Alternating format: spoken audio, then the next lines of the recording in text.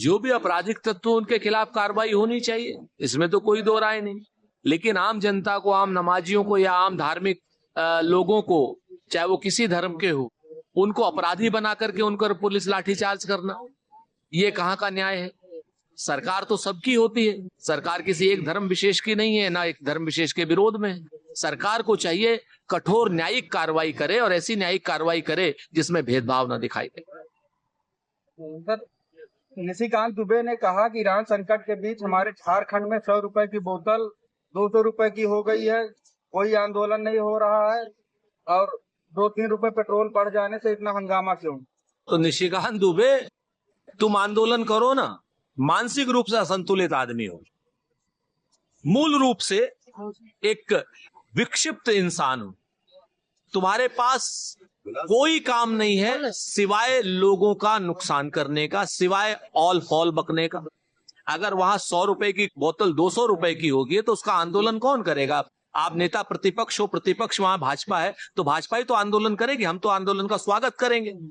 और रही बात पेट्रोल और डीजल की, तुम्हारा बयान बिल्कुल संवेदनहीनता की पराकाष्ठा है, और इसका जवाब तुम्हें झारखंड की जनता देगी।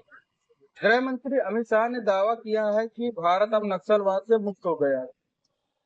अमित शाह जी, अपनी छाती ठोकने की जगह पीटिए, क्योंकि नक्सलवाद की समस्या एक दिन में नहीं खत्म हुई, इसमें सारी सरकारों का योगदान है। अगर आपको अपनी छाती पीटनी नहीं है और छाती ठोकनी है तो एक बार मणिपुर भी हो आइए, जहां पर महिलाओं का नग्न करके उनकी परेड की जा रही है, सामूहिक बलात्कार किए जा रहे हैं, हत्याएं हो रही हैं, कुकी और मैतेई समुदाय आपस में लड़ रहे हैं।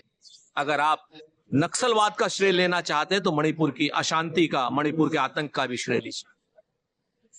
डीजल के दामों में 90 पैसे की प्रति लीटर की बढ़ोतरी की गई है, हफ्ते में दूसरी बार बढ़ोतरी की गई है। सरकार को किश्तों में कत्ल कर रही है, पहले 3 रुपए, अब 90 पैसे, कल परसों में फिर 3 रुपए कर देगी। अरे सरकार एक ही साथ मारना है मार दीजिए, एक ही साथ आम जनता का खून चूस लीजिए।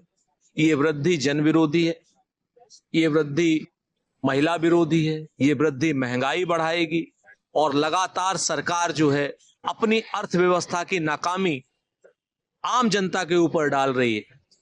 जिस समय पेट्रोल और डीजल का क्रूड ऑयल सस्ता था, उस वक्त लाभ कमाने के लिए सरकार थी, लाभ कमाने के लिए अडानी थे, लाभ कमाने के लिए अंबानी थे।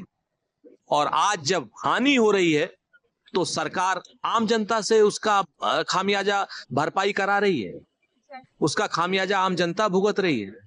ये सरकार है। ऐसी कायर, ऐसी कमजोर, ऐसी निकम्मी सरकार को रहने का कोई हक नहीं। सर, प्रदेश में योगी सरकार के औसतन 5 इनकाउंटर डेली किए जा रहे हैं। इसी सरकार ने प्रेस नोट जारी कर कहा कि 289 कुख्यात अपराधी मारे गए हैं। सरकार का ये बयान, सरकार का ये प्रेस नोट अपने आप में सरकार के अपराध की स्वीकारोक्ति है, क्योंकि जिसमें कहा गया है कि इनकाउंटर किए गए। इनकाउंटर किए नहीं जाते, इनकाउंटर होते हैं। सरकार, सुप्रीम कोर्ट को सरकार के इस बयान का संज्ञान लेना चाहिए और दोषियों के खिलाफ कठोरता से कार्रवाई करनी चाहिए। जो लोग हाफ इनकाउंटर कर रहे हैं, जो लोग पकड़ करके मार रहे हैं, जो लोग अमानवीय तरीके से काम कर रहे हैं, जो पुलिस के बल को पूरी तरीके से पुलिस का बल न करके कहीं ना कहीं एक प्राइवेट गैंग की तरीके से काम कर रहे हैं, ऐसे लोगों के खिलाफ कठोरता से कार्रवाई होनी चाहिए।